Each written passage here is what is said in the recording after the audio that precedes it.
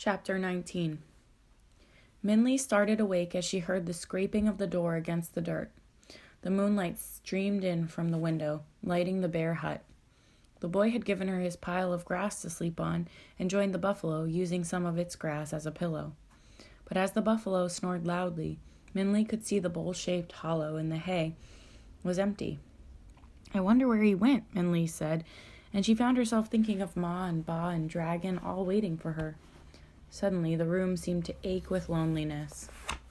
The boy must be meeting his friend, Minli realized, and unable to control her curiosity, she crept to the window to peek. Yes, the friend was there. Minli was startled when she saw her.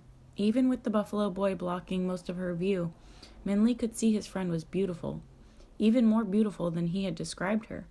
She seemed to glow like a pearl in the moonlight, and her deep blue silk dress seemed to be the same color as the sky.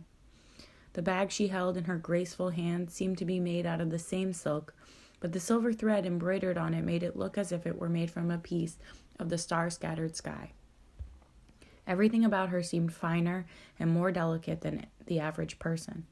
There was definitely something unusual about the buffalo boy's friend. Minli watched her laugh and then listened intently as the buffalo boy spoke. He gestured to the house, and Minli ducked down just out of sight as the friend glanced toward her. "He must be asking her about how I can see the king," Minli thought. As soon as she dared, Minli peeked again out the window. The buffalo boy's friend had her eyes closed toward the sky, as if listening to the wind. Then she looked at the buffalo boy and spoke.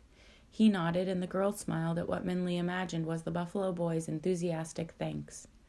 Minli sat down on the wooden stool. "She knows a lot of things," the buffalo boy had said about his friend. After seeing her, Minli was ready to believe it. "But who is she?" Minli asked out loud. And just then the buffalo boy came back inside. "Oh, you're awake," he said when he saw Minli. As much as he tried, he couldn't hide the leftover smiles and laughter from his visit. His eyes sparkled as he sprawled himself out on the bed of grass. "I talked to my friend. She said that the king might be at the Market of Green Abundance tomorrow morning. But you're going to have to find him yourself." "Really?" Minli said. "How does she know?" The boy shrugged. "You didn't ask?" Minli asked. "Don't you think it's mysterious that you only see her once in a while? And you never visit her. She only visits you. And that she knows things like where the king might be tomorrow. Who is she, really?" "She's my friend," the boy said simply. "That's who she is, and that's enough for me." As Minli looked at the buffalo boy, aglow with happiness against his poor surroundings, she saw it was enough for him. More than enough, as the smile that kept curling up on his face told her. Minli's questions fell from her as she realized there was nothing else to say.